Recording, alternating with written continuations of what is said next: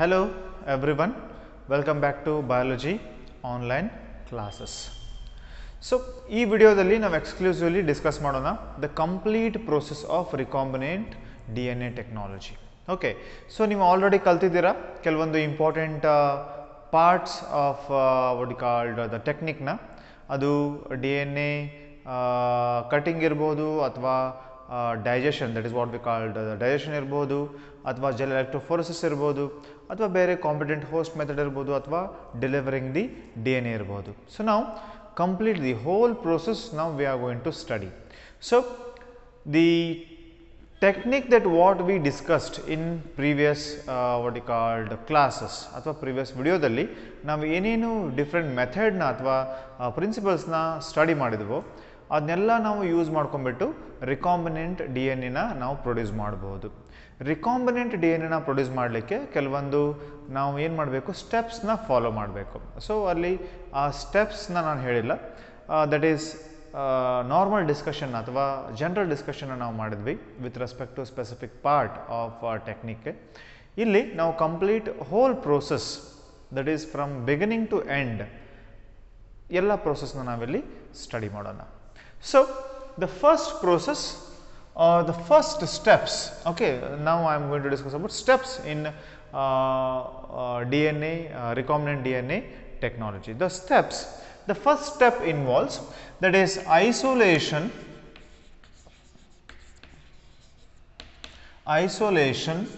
of DNA.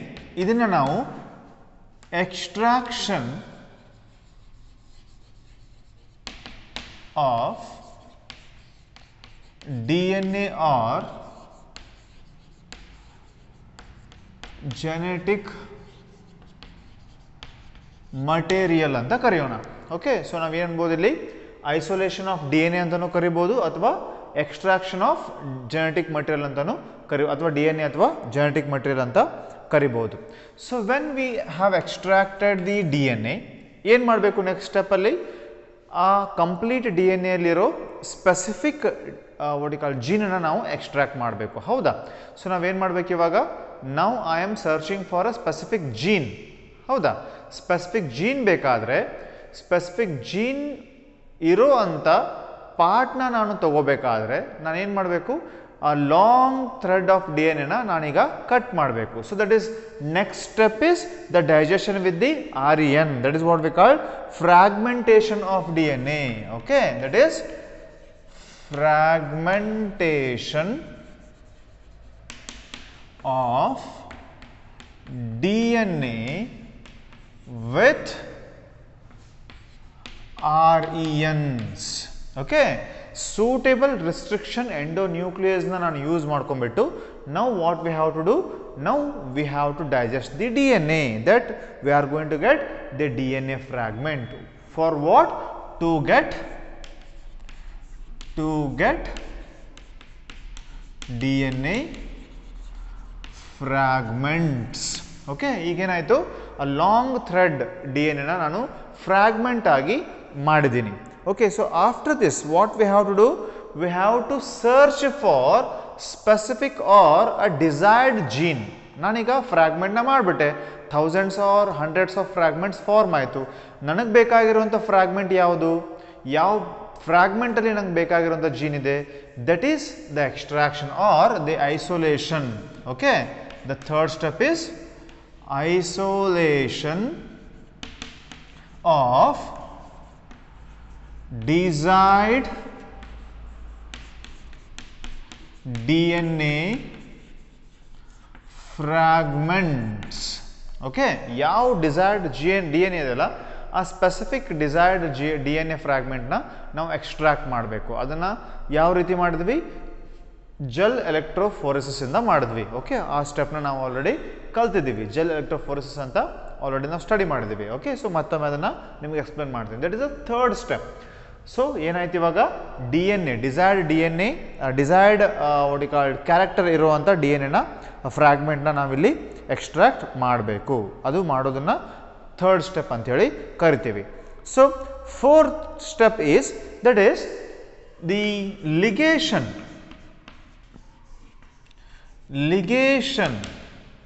of desired DNA with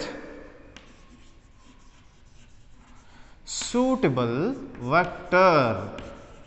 okay, ನಾವೇನು ಮಾಡಿದ್ವಿ ಇವಾಗ ಡಿ ಎನ್ ಎನ ಎಕ್ಸ್ಟ್ರಾಕ್ಟ್ ಮಾಡಿದ್ವಿ, ಆ ಫ್ರಾಗ್ಮೆಂಟ್ನ ಸಪ್ರೇಟ್ ಫ್ರಾಗ್ಮೆಂಟ್ ಆಗಿ ಮಾಡಿದ್ವಿ, ಆ ಸ್ಪೆಸಿಫಿಕ್ ಫ್ರಾಗ್ಮೆಂಟಿಂದ ನಾವು ಬೇಕಾಗಿರುವಂಥ ಡಿ ಎನ್ ಎನ ತೊಗೊಂಡ್ವಿ. ಅದನ್ನು ನಾವೇನು ಮಾಡಬೇಕು ಇವಾಗ ಲಿಗೇಟ್ ಅಥವಾ ಜಾಯಿನ್ ಮಾಡಬೇಕು. ಯಾವುದ್ರ ಜೊತೆ? ಸ್ಪೆಸಿಫಿಕ್ ವೆಕ್ಟರ್ ಅಥವಾ ಸೂಟಬಲ್ ವೆಕ್ಟರ್. ಯಾವ ವೆಕ್ಟರ್ನ ನಾವು ಯೂಸ್ ಮಾಡ್ತಿದ್ದೀವೋ ಆ ವೆಕ್ಟರಲ್ಲಿ ನಾವೇನು ಮಾಡಬೇಕು ಇವಾಗ ಅದನ್ನು ಬೈಂಡ್ ಅಥವಾ ಅಟ್ಯಾಚ್ ಮಾಡಬೇಕು. That is the fourth step. ಇದಾದಮೇಲೆ ಫಿಫ್ತ್ ಸ್ಟೆಪ್ ಏನಪ್ಪ ಅಂತಂದರೆ ಟ್ರಾನ್ಸ್ಫಾರ್ಮಿಂಗ್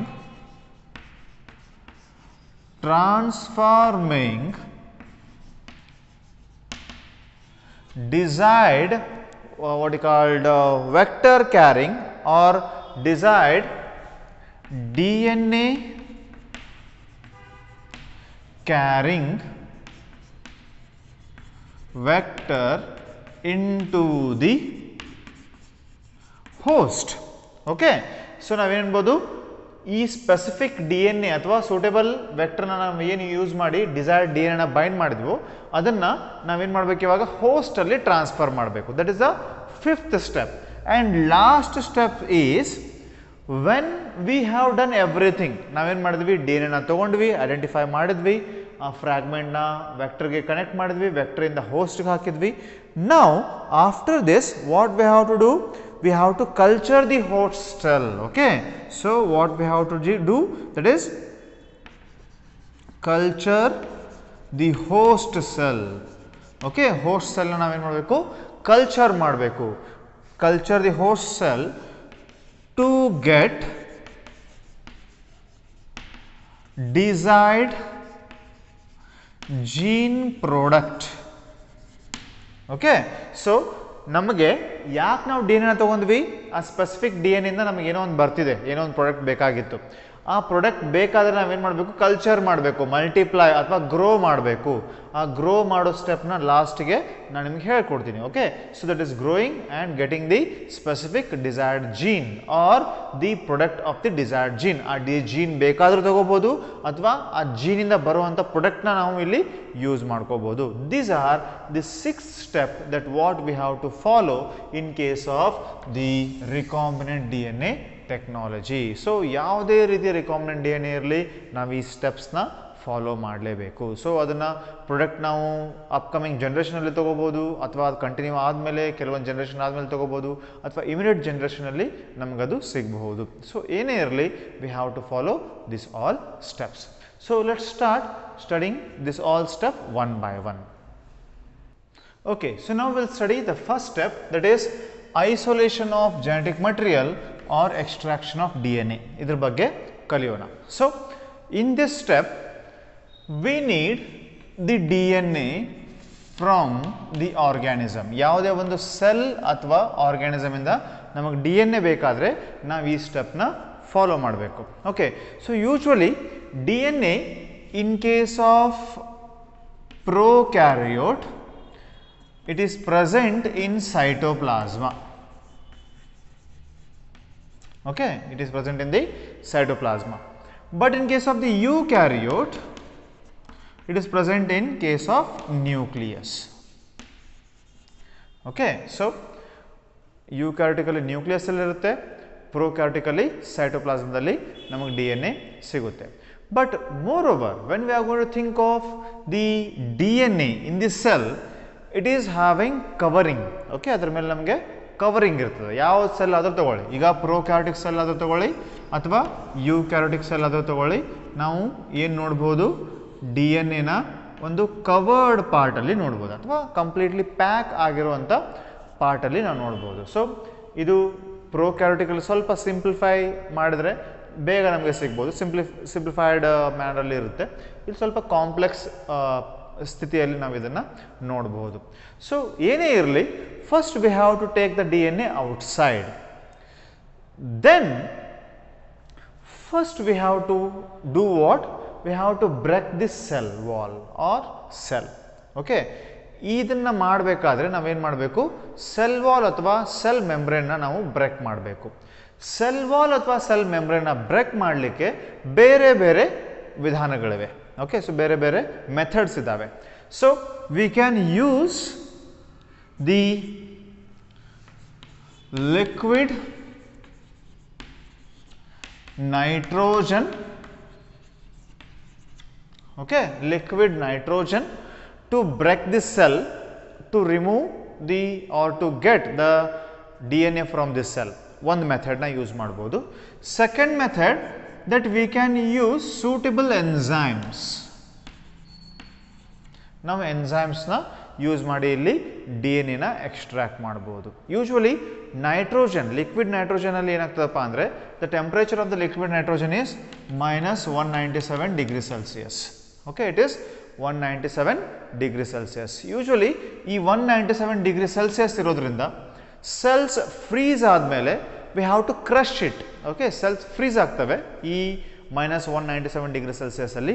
ನಾವು ಕ್ರಶ್ ಮಾಡಿದಾಗ ಸೆಲ್ ಬ್ರೇಕ್ ಆಗಿ ಅದರೊಳಗಿರೋ ನ್ಯೂಕ್ಲಿಯಸ್ ಬ್ರೇಕ್ ಆಗಿ ಅದರೊಳಗಿರೋ DNA ಹೊರಗಡೆ ಬರ್ತದೆ, ಅಥವಾ ಸೈಟೋಪ್ಲಾಸಮ್ ಇಂದ DNA ಹೊರಗಡೆ ಬರ್ತದೆ. That is a first method, easy method. So ನಮ್ಮ ಹತ್ರ ಈಗ ಲಿಕ್ವಿಡ್ ನೈಟ್ರೋಜನ್ ಇಲ್ಲಪ್ಪ, then we can go for enzyme method of using enzyme. Enzyme method use ಮಾಡಬೇಕಾದ್ರೆ we have to use suitable enzyme for a specific kind of cell. Okay, ಯಾವ ಸೆಲ್ಲಿಗೆ ಯಾವ ರೀತಿಯಾದ enzyme suit ಆಗ್ತದೋ ಆ ಎನ್ಸೈಮ್ನ ನಾವಿಲ್ಲಿ ತಗೊಳ್ಬೇಕು. ಯೂಶುವಲಿ ಬ್ಯಾಕ್ಟೀರಿಯಲ್ ಸೆಲ್ ಏನಾದರೂ ನಾವು ಬ್ರೇಕ್ ಮಾಡಿ DNA ತೆಗಿಬೇಕಾದ್ರೆ ಯೂಶುವಲಿ ಲೈಸೋಸೈಮ್ಸ್ನ ಯೂಸ್ ಮಾಡ್ತಾರೆ. Okay, so they are going to use lysozyme. So usually ಲೈಸೋಸೈಮ್ನ ನಾವಿಲ್ಲಿ ನೋಡಬಹುದು. If we are going to extract the DNA from the plants, ಪ್ಲಾಂಟ್ಸಿಂದ ನಾವೇನಾದರೂ ಎಕ್ಸ್ಟ್ರಾಕ್ಟ್ ಮಾಡಬೇಕಾದ್ರೆ ಪ್ಲಾಂಟ್ ಮೇಲೆ cell wall, cellulosic cell wall ಇರೋದ್ರಿಂದ ಇಲ್ಲಿ ಸೆಲ್ಯುಲೇಸ್ ಎನ್ಸೈಮ್ನ ಯೂಸ್ ಮಾಡ್ತಾರೆ. We can use cellulase enzyme. Okay, this cellulase enzyme is going to degrade cell wall, cellulosic cell wall, and later we can what you called remove the cell membrane, and later we can extract the DNA from the nucleus. Idu one method plant alli. If we are going to extract from that of fungi, so fungi inda ನಾವೇನಾದರೂ DNA ನ extract ಮಾಡಬೇಕಾದ್ರೆ ಅಲ್ಲಿ suitable ಎನ್ಸೈಮ್ನ use ಮಾಡಬೇಕು. Usually fungi cell wall first year ಅಲ್ಲಿ ಕಲ್ತಿದ್ದೀರಿ. Fungi cell wall is made up of chitin. That's why we are going to use here chitinase enzyme. Okay, so chitinase ಎನ್ಸೈಮ್ನ use ಮಾಡಿಕೊಂಡು ನಾವು cell ವಾಲ್ನ break ಮಾಡಿ ಒಳಗಡೆ ಇರೋ ನ್ಯೂಕ್ಲಿಯಸ್ನ ಹೊರಗಡೆ ತೆಗಿಬೋದು ಅಥವಾ DNA ನ ಹೊರಗಡೆ ತೆಗಿಬೋದು. So these are the two methods. Which one is suitable to that specific cell, that one we have to select here. So liquid nitrogen method ಕೂಡ ಮಾಡ್ಬೋದು, ಅಥವಾ ನಾವಿಲ್ಲಿ ಎನ್ಸೈಮೆಟಿಕ್ ಮೆಥಡ್ನ ಯೂಸ್ ಮಾಡಿ ನಾವು ಸೆಲ್ನಿಂದ DNA ನ ಹೊರಗಡೆ ತೆಗಿಬಹುದು. Okay, so when we are going to remove the DNA, okay, so ಅವಾಗ ಏನು ಮಾಡಿದ್ವಿ ನಾವು, ಈಗ ಬ್ರೇಕ್ ಮಾಡಿದ್ವಿ, ಸೆಲ್ನ ಬ್ರೇಕ್ ಮಾಡಿದ್ವಿ. ಸೊ ಏನು ಮಾಡಬೇಕಿಲ್ಲಿ, ಸೆಲ್ಸ್ನ ಹಾಕಬೇಕು. ಪ್ಲಾಂಟ್, ಆ್ಯನಿಮಲ್ ಅಥವಾ ಯಾವ್ದು ಆರ್ಗ್ಯಾನಿಸಮಿಂದ ನಮಗೆ DNA ಬೇಕೋ ಆ DNA ಇಂದ ನಾವೇನು ಮಾಡಿದ್ವಿ, ಈಗ ಎನ್ಸೈಮ್ ಹಾಕಿ ಇದನ್ನು ಬ್ರೇಕ್ ಮಾಡಿ ನಾವೇನು ಮಾಡಿದ್ದೀವಿ, so we have removed DNA. Okay, so DNA ತೆಗೆದಿದ್ದೀವಿ. ಸೊ ಈ DNA ಜೊತೆ we have some other molecule, DNA plus other micro and macro molecules. Okay, so ಬೇರೆ ಯಾವುದಾದ್ರೂ what you called the molecules ಇರ್ಬೋದು, ಪ್ರೋಟೀನ್ ಇರ್ಬೋದು, RNA ಇರ್ಬೋದು, ಅಥವಾ ಬೇರೆ ಯಾವುದೇ ರೀತಿಯಾದರೂ ಶುಗರ್ ಮಾಲಿಕ್ಯೂಲ್ಸ್ ಇರಬಹುದು. ಓಕೆ, ಸೊ ಇದನ್ನೆಲ್ಲ ಇಲ್ಲಿ ನೋಡ್ಬೋದು ನಾವು. Okay, so now what we have to do, we have to get the pure DNA. ನಮಗೇನು ಬೇಕು, ನಮಗೆ ಪ್ಯೂರ್ DNA ಬೇಕಾಗಿರೋದ್ರಿಂದ ಇಲ್ಲಿ ಫಸ್ಟ್ ನಾವು ಪ್ಯೂರ್ DNA ನ ಎಕ್ಸ್ಟ್ರಾಕ್ಟ್ ಮಾಡಬೇಕಾಗ್ತದೆ. ಓಕೆ, ಸೊ ಆ ಪ್ಯೂರ್ DNA ಹೇಗೆ ಎಕ್ಸ್ಟ್ರಾಕ್ಟ್ ಮಾಡಬಹುದು, ದಟ್ ಈಸ್ ಈ ಸ್ಪೆಸಿಫಿಕ್ ಏನಿದೆ ಅಲ್ಲ, ಈ ಕಂಟೈನರ್ ಅಥವಾ ಈ ಟೆಸ್ಟ್ ಟ್ಯೂಬಲ್ಲಿ ಏನು ನಾವು ಸೆಲ್ನ ಡಿಗ್ರೇಡ್ ಮಾಡಿ ಡಿ ಎನ್ ಎ ಇದೆಯಲ್ಲ, ಈ ಡಿ ಎನ್ ಎನ ನಾವು we have to treat with different kind of enzymes to remove unwanted material or unwanted molecules. Okay, unwanted biomolecules. ನಾವೇನು ಮಾಡಬೇಕಪ್ಪ ಇವಾಗ, ಈ ಸ್ಪೆಸಿಫಿಕ್ ಅಥವಾ ಈ ಕಂಟೈನರ್ಲಿರೋ ಈ ಮಿಕ್ಸ್ಚರ್ನ ನಾವೇನು ಮಾಡಬೇಕು, ರಿಮೂವ್ ಮಾಡಲಿಕ್ಕೆ ಅನ್ವಾಂಟೆಡ್ ಮಟೀರಿಯಲ್ನ ಅಥವಾ ಆರ್ ಎನ್ ಎ ಮತ್ತು ಪ್ರೋಟೀನ್ ಅಂತ ಅನ್ವಾಂಟೆಡ್ ಅಥವಾ ನಾಟ್ ರಿಕ್ವೈರ್ಡ್ ಪಾರ್ಟ್ನ ನಾವು ಸಪ್ರೇಟ್ ಮಾಡಬೇಕಾದ್ರೆ ನಾವೇನು ಮಾಡಬೇಕು, ಆರ್ ಎನ್ ಎನ ಆರ್ ಎನ್ ಎಸ್ ಅನ್ನೋ ಎನ್ಸೈಮಿಂದ ಟ್ರೀಟ್ ಮಾಡಬೇಕು. ಓಕೆ, ಸೊ ಪ್ರೋಟೀನನ್ನು ಪ್ರೋಟಿಯೇಸ್ ಅನ್ನೋ ಎನ್ಸೈಮಿಂದ ಟ್ರೀಟ್ ಮಾಡಬೇಕು. So when we are going to treat this mixture of D N A with other molecule with a DNA and RNAs. Okay, so RNAs as well as a protease, not DNAs, RNAs as well as protease. We can remove RNA from the mixture and the protein from the mixture. So ಈಗ completely ತೆಗೆದ್ಬಿಟ್ವಿ. So ಏನು ತೆಗೆದ್ವಿ ಇವಾಗ, RNA ಇಂದ RNAs ಇಂದ ತೆಗೆದ್ವಿ, ಪ್ರೋಟೀನನ್ನ protease ಇಂದ ತೆಗೆದ್ವಿ. So later we have to centrifuge or centrifuge ಮಾಡಿ ಕೆಲವೊಂದು ಅನ್ವಾಂಟೆಡ್ ಡೆಬ್ರಿಸ್ನ ನಾವು ಕೆಳಗಡೆ ಸೆಟಲ್ ಮಾಡ್ಬೋದು. ಸೆಟಲ್ ಮಾಡಿದ್ಮೇಲೆ ಮತ್ತೆ ಬಫರ್ ಸೊಲ್ಯೂಷನ್ನ ಯೂಸ್ ಮಾಡ್ಕೋಬಹುದು. Okay, or else next after this what we have to do, we have to add chilled ethanol. Okay, ನಾವೇನು ಮಾಡಬೇಕು, ಇದಾದಮೇಲೆ ಈ ಮಿಕ್ಸ್ಚರ್ಗೆ ಚಿಲ್ಡ್ ಎಥೆನಾಲ್ನ ಹಾಕಬೇಕು. So when this is what the chilled ethanol. Okay, so ethyl alcohol or ethanol, this chilled ethanol na ನಾವು test tube ಅಲ್ಲಿ ಹಾಕಿದಾಗ slowly we have to add in a test tube that is chilled ethanol. slowly ಹಾಕಿದಾಗ so DNA start to appear or start to float on the surface in the form of threads. Okay, thread ಥರ D N A suspend ಆಗಿರುತ್ತೆ. So ನಾವು ಇದೇನು ಮಾಡಬೇಕು, with glass ರಾಡಿಂದ ಅದನ್ನು shake ಮಾಡಿ ಅಥವಾ ಅದನ್ನು ರೊಟೇಟ್ ಮಾಡಿ ನಿಧಾನವಾಗಿ ಅದನ್ನು ಸ್ಕೂಪ್ ಔಟ್ ಮಾಡಬೇಕು, ಹೊರಗಡೆ ತೆಗಿಬೇಕು. So when we are going to remove this D N A we can store in a separate container. ಬೇರೆ ಕಂಟೈನರ್ಲಿ ನಾವು ಇದನ್ನು ಅವಾಗ ಸ್ಟೋರ್ ಮಾಡಬೇಕು. This is how the DNA can be extracted. Okay, so from any kind of okay, so ಈಗ ಹೆಂಗೆ ಕಾಣ್ತದಪ್ಪ, this what you called the DNA is going to appear like suspended. Okay, it is going to appear like suspended. Okay, so or suspension. So we are going to get the suspension of the D N A. ಅದು ಒಂದು clump ಥರ ಕಾಣುತ್ತೆ, ಅದನ್ನು extract ಮಾಡಿ ನಾವು ಬೇರೆ what you called ಕಂಟೈನರಲ್ಲಿ ನಾವು ಅದನ್ನು ಸ್ಟೋರ್ ಮಾಡ್ಬೋದು. This is what the pure D N A. This pure D N A is going to be use in the next step of the D N A or recombinant D N A technology. So ಅದನ್ನು recombinant D N A ಅಥವಾ D N ಎಯಿಂದ ನಾವು ಬೇಕಾಗಿರುವಂಥ ಜೀನ್ನ extract ಮಾಡಲಿಕ್ಕೆ ಆ D N A ನಾವು use ಮಾಡ್ಕೋಬಹುದು. This is the first step. So remaining thing we'll discuss in next class.